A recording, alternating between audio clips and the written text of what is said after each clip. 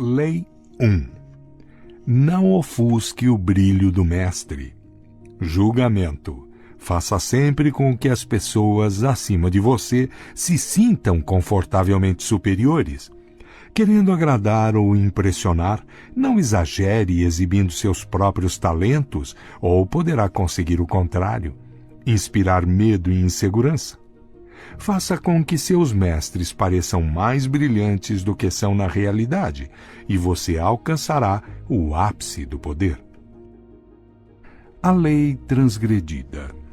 Nicolas Fouquet, ministro das Finanças de Luís XIV nos primeiros anos do seu reinado, era um homem generoso que gostava de festas pródigas, mulheres bonitas e poesia. Gostava também de dinheiro, visto o seu estilo de vida extravagante. Fouquet era inteligente e indispensável para o rei, portanto, quando o primeiro-ministro, Jules Mazarin, morreu em 1661, o ministro das Finanças esperava ser nomeado seu sucessor. Mas o rei decidiu abolir esse posto. Este e outros sinais levaram Fouquet a desconfiar de que estava perdendo prestígio, e ele então decidiu agradar ao rei organizando a festa mais espetacular jamais vista no mundo. Aparentemente, a festa era para comemorar o término da construção do castelo de Fouquet, Vaux-le-Vicomte, mas a sua verdadeira função era prestar uma homenagem ao rei, convidado de honra. A nobreza mais ilustre da Europa e alguns dos grandes intelectuais da época, La Fontaine, La Rochefoucauld, Madame de Sévigné, estavam presentes. Molière escreveu uma peça para a ocasião, na qual ele mesmo deveria representar no encerramento da noite. A festa começou com um farto jantar de 7 pratos, alguns vindos do Oriente e jamais provados na França, assim como outros criados especialmente para aquela noite. A refeição foi acompanhada de música encomendada por Fouquet para homenagear o rei. Depois do jantar, havia um passeio pelos jardins do castelo. Os pátios e fontes de Vaux-le-Vicomte seriam a inspiração para Versalhes. Fouquet acompanhou pessoalmente o jovem rei pelos canteiros de flores e arbustos alinhados geometricamente. Chegando aos canais dos jardins, eles assistiram a espetáculos de fogos de artifício, seguidos da representação da peça de Molière. A festa entrou pela noite adentro e todos concordaram que nunca tinham visto nada mais espantoso. No dia seguinte, Fouquet foi preso pelo chefe dos mosqueteiros do rei, D'Artagnan. 3 meses depois, foi a julgamento sob a acusação de ter roubado o tesouro do país. Na verdade, a maior parte do roubo de que estava sendo acusado ele havia cometido em benefício do rei e com a sua permissão. Fouquet foi considerado culpado e enviado para a prisão mais isolada da França, no alto dos Pirineus, onde passou os últimos 20 anos da sua vida na solitária. Interpretação. Luís XIV, o Rei Sol, era um homem orgulhoso e arrogante que desejava ser o centro das atenções sempre. Não suportava ser superado em prodigalidade por ninguém, e certamente não por seu ministro das Finanças. Para o lugar de Fouquet, Luís escolheu Jean-Baptiste Colbert, um homem famoso por sua parcimônia e por promover as festas mais insípidas de Paris. Colbert garantiu que todo o dinheiro liberado do tesouro fosse parar direto nas mãos de Luís. Com o dinheiro, Luís construiu um palácio ainda mais magnífico do que o de Fouquet, o glorioso Palácio de Versalhes. Ele usou os mesmos arquitetos, decoradores e paisagistas, e em Versalhes, Luís deu festas ainda mais extravagantes do que aquela que custou a Fouquet a sua liberdade. Vamos examinar a situação. Na noite da festa, quando Fouquet ia apresentando a Luís um espetáculo após outro, cada um mais imponente do que o anterior, ele imaginava estar demonstrando a sua lealdade e devoção ao rei. Não só ele achava que a festa o faria cair de novo nas graças do rei, como pensava que ela mostraria o seu bom gosto, as suas relações e popularidade, tornando uma figura indispensável ao rei e provando que ele seria um excelente primeiro-ministro. Mas, cada novo espetáculo, cada sorriso de apreço dos convidados dirigido a Fouquet fazia Louis achar que seus próprios amigos e súditos estavam mais encantados com o ministro das Finanças do que com o próprio rei, e que Fouquet estava, na verdade, ostentando a sua riqueza e poder. Em vez de lisonjear Luís XIV, a sofisticada festa de Fouquet ofendeu a vaidade do rei. Luís não reconheceria isso diante de ninguém, é claro. Pelo contrário, ele encontrou uma desculpa conveniente para se livrar do homem que, inadvertidamente, o fizera se sentir inseguro. É este o destino, de uma forma ou de outra, de todos aqueles que desestabilizam a noção de identidade do mestre, cutucam a sua vaidade ou o fazem desconfiar da própria superioridade. No início da noite, Fouquet estava no topo do mundo. Quando ela terminou, ele estava no chão. Voltaire, 1694-1778. A lei observada. No início do século XVII, o matemático e astrônomo italiano Galileu se viu numa situação precária. Ele dependia da generosidade dos grandes governantes para apoiar a sua pesquisa e, portanto, como todos os cientistas do Renascimento, às vezes presenteava com suas invenções e descobertas os principais patronos da época. Certa ocasião, por exemplo, ele ofereceu uma bússola militar que havia inventado ao Duque de Gonzaga. Depois dedicou um livro explicando o uso da bússola aos Médici. Ambos os governantes ficaram gratos e, por intermédio deles, Galileu conseguiu arranjar mais alunos. Mas não importava o tamanho da descoberta, seus patronos costumavam lhe pagar com presentes, não com dinheiro. Isto resultava numa vida de constante insegurança e dependência. Devia haver um jeito mais fácil, ele pensou. Galileu achou uma nova estratégia em 1610, quando descobriu as luas de Júpiter. Em vez de dividir a descoberta entre seus patronos, como havia feito no passado, dando a um telescópio que havia usado, dedicando a outro um livro e assim por diante, ele decidiu se concentrar exclusivamente nos Médici. Ele os escolheu por um motivo. Pouco depois de estabelecer a dinastia dos Médici em 1540, Cosimo I tinha escolhido Júpiter, o mais poderoso dos deuses, como seu símbolo, um símbolo de poder que ia além da política e dos bancos, um símbolo que estava associado à Roma antiga e às suas divindades. Galileu transformou a sua descoberta das luas de Júpiter num acontecimento cósmico, homenageando a grandiosidade dos Médici.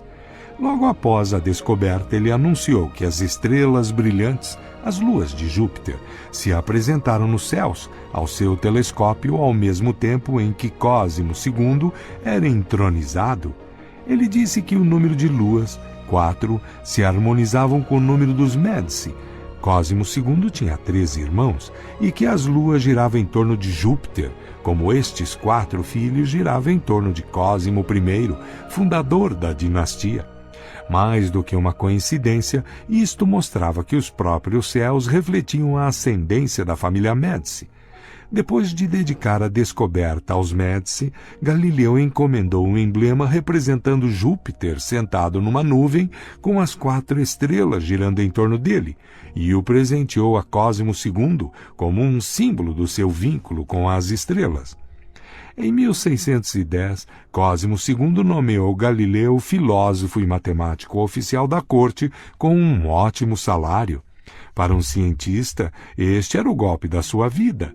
Os dias de mendicância por um patrocínio tinham chegado ao fim. Interpretação. De uma só tacada, Galileu ganhou mais com sua nova estratégia do que com todos os anos de mendicância. A razão é simples. Todos os mestres querem brilhar mais do que os outros. Eles não estão preocupados com a ciência ou a verdade empírica ou a mais recente invenção. Estão interessados no seu próprio nome e na sua própria glória. Galileu deu aos Médici infinitamente mais glória associando o nome deles às forças cósmicas do que fazendo-os patronos de alguma nova engenhoca ou descoberta científica. Os cientistas não estão livres dos caprichos da vida na corte e da proteção de um patrono. Eles também precisam servir a senhores que controlam os cordões da bolsa, e os seus grandes poderes intelectuais podem fazer o senhor se sentir inseguro, como se estivesse ali apenas para suprir fundos, uma tarefa feia, ignóbil. O produtor de uma grande obra quer sentir que é mais do que apenas o financiador. Ele quer parecer criativo e poderoso e também mais importante do que a obra produzida em seu nome. Em vez de insegurança, você deve lhe dar glória. Galileu não desafiou a autoridade intelectual dos Médici com a sua descoberta, ou os fez se sentirem inferiores de alguma forma. Ao associá-los com as estrelas, ele os fez resplandecer fulgurantes entre as cortes italianas. Ele não ofuscou o brilho do seu senhor, ele o fez brilhar mais do que todos. As chaves do poder. Todos têm as suas inseguranças. Quando você se expõe ao mundo e mostra os seus talentos, é natural que isso desperte todos os tipos de ressentimentos, invejas e outras manifestações de insegurança. É de se esperar que isto aconteça. Você não pode passar a vida se preocupando com os sentimentos mesquinhos dos outros. Mas com quem está acima de você, é preciso adotar outra abordagem. Quando se trata de poder, brilhar mais do que o mestre talvez seja o maior erro. Não se iluda pensando que a vida mudou muito desde a época de Luís XIV e dos Médici. Quem conquista um alto status na vida é como os reis e as rainhas, quer se sentir seguro da sua posição e superior aos que o cercam em inteligência, perspicácia e charme. É uma falha de percepção mortal, porém comum, acreditar que exibindo e alardeando seus dons e talentos, você está conquistando o afeto do Senhor. Ele pode fingir apreço, mas na primeira oportunidade vai substituir você por alguém menos brilhante, menos atraente, menos ameaçador, assim como Luís XIV substituiu o reluzente Fouquet pelo apagado Colbert. E como no caso de Luís XIV, ele não admitirá a verdade, mas arranjará uma desculpa para se livrar da sua presença. Esta lei implica duas regras que você precisa entender. Primeiro, é possível inadvertidamente brilhar mais do que o Senhor, sendo simplesmente você mesmo. Existem senhores que são mais inseguros do que outros, monstruosamente inseguros. Você pode naturalmente brilhar mais do que eles com seu charme e sua graça. Ninguém possuía mais talentos naturais do que Astor Manfred, príncipe de Faenza, o mais belo de todos os jovens príncipes da Itália. Ele cativava seus súditos com sua generosidade e espírito liberal. Em 1500, César Borgia sitiou Faenza. Quando a cidade se rendeu, os cidadãos esperaram o pior do cruel Borgia, que, entretanto, resolveu poupá-la.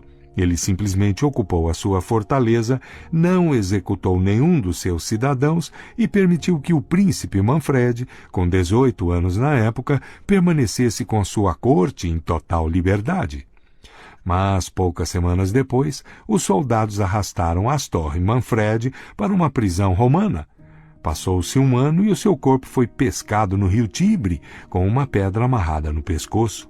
Borgia justificou o ato terrível com uma história inventada de traição e conspiração, mas o verdadeiro problema foi que ele era notoriamente fútil e inseguro. O jovem brilhava mais do que ele sem fazer nenhum esforço. Devido aos talentos naturais de Manfred, a sua simples presença fazia Borgia parecer menos atraente e carismático. A lição é simples. Se não for possível evitar ser charmoso e superior, você deve aprender a evitar esses monstros de vaidade. É isso, ou descobrir um jeito de apagar as suas boas qualidades quando estiver na companhia de um César Borgia. Segundo, não imagine que pode fazer tudo o que quiser porque o Senhor gosta de você. Livros inteiros poderiam ser escritos sobre favoritos que caíram em desgraça por considerar garantido seu status, por ousar brilhar. No Japão do final do século XVI, o favorito do imperador Hideyoshi era um homem chamado Sei no Rikyu, principal artista da cerimônia do chá, que tinha se tornado uma obsessão da nobreza. Ele era um dos conselheiros de maior confiança de Hideyoshi, tinha o seu próprio apartamento no palácio e era homenageado por todo o Japão. Mas, em 1591, Hideyoshi mandou prendê-lo e condenou-o à morte. Rikyu preferiu se suicidar. A causa desta repentina mudança de sorte foi descoberta mais tarde. Parece que Rikyu, antes um camponês e depois favorito da corte, tinha mandado esculpir uma estátua de madeira retratando-o de sandálias, sinal de nobreza, e com uma pose arrogante. Ele tinha mandado colocar a estátua no templo mais importante dentro dos muros do palácio, bem à vista da realeza que costumava passar por ali. Para Hideyoshi, isto significava que Rikyu não tinha senso de limite. Presumindo ter os mesmos direitos da mais alta nobreza, ele se esqueceu de que a sua posição dependia do imperador e chegou a acreditar que a havia conquistado por si próprio. Este foi um erro de cálculo imperdoável e ele pagou com a vida. Lembre-se do seguinte: não considere garantida a sua posição e jamais deixe que um favor recebido lhe suba à cabeça.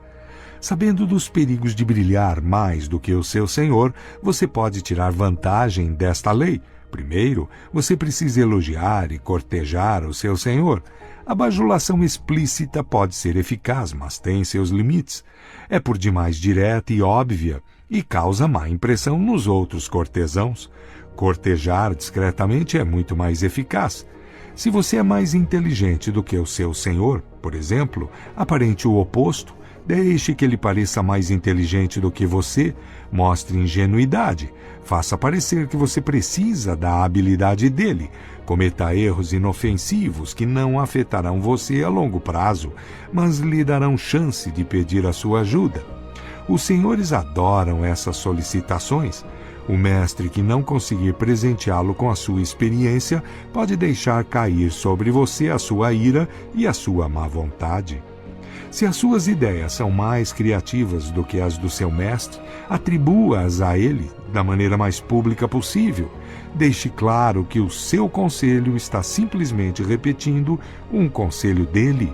Se você for mais esperto do que o seu mestre, tudo bem representar o papel de bobo da corte, mas não o faça parecer frio e mal-humorado em comparação.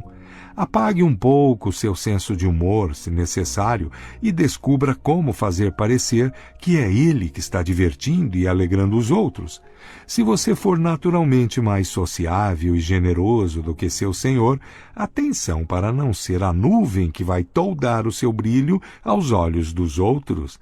Ele deve parecer como o sol em torno do qual todos giram, irradiando poder e brilho, o centro das atenções.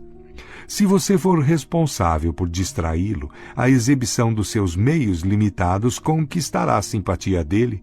Qualquer tentativa de impressioná-lo com a sua graça e generosidade pode ser fatal. Aprenda com Fouquet ou arque com as consequências. Em todos estes casos, não é fraqueza disfarçar a sua força se no final eles o levarem ao poder. Deixando que os outros empanem o seu brilho, você permanece no controle da situação, em vez de ser vítima da insegurança deles. Isto será muito útil no dia em que você decidir elevar o seu status inferior. Se, como Galileu, você conseguir que o seu senhor brilhe ainda mais aos olhos dos outros, então você é um enviado dos deuses e será imediatamente promovido. Imagem. As estrelas no céu. Só pode haver um sol de cada vez. Não ofusque a luz do sol ou rivalize com seu brilho. Pelo contrário, vá desaparecendo no céu e descubra como tornar mais intensa a luz do mestre. Autoridade. Evite brilhar mais do que o Senhor. Toda superioridade é odiosa, mas a superioridade de um súdito com relação ao seu príncipe não só é estúpida como fatal. Esta é uma lição que as estrelas no céu nos ensinam. Elas podem ser aparentadas com o sol e tão brilhantes quanto ele, mas nunca aparecem em sua companhia. Baltazar Gracian, 1601-1658. O inverso. Você não pode ficar se preocupando em não aborrecer todas as pessoas que cruzam o seu caminho, mas deve ser seletivamente cruel. Se o seu superior é uma estrela cadente, não há perigo nenhum em brilhar mais do que ele. Não tenha misericórdia. Se seu senhor não teve escrúpulos na sua própria ascensão a sangue frio até o topo, calcule a força dele. Se for fraco, apresse discretamente a sua queda. Supere-o. Seja mais encantador, mais inteligente do que ele nos momentos-chave. Se ele for muito fraco e estiver prestes a cair, deixe a natureza seguir o seu curso. Não arrisque brilhar mais do que um superior frágil. Pode parecer crueldade ou despeito. Mas se o seu senhor está firme na sua posição e você sabe que é mais capaz do que ele, tenha paciência e espere o momento mais propício. O curso natural das coisas é o poder acabar enfraquecendo. O seu senhor cairá um dia, e se jogar direito, você vai sobreviver, e um dia brilhar mais do que ele.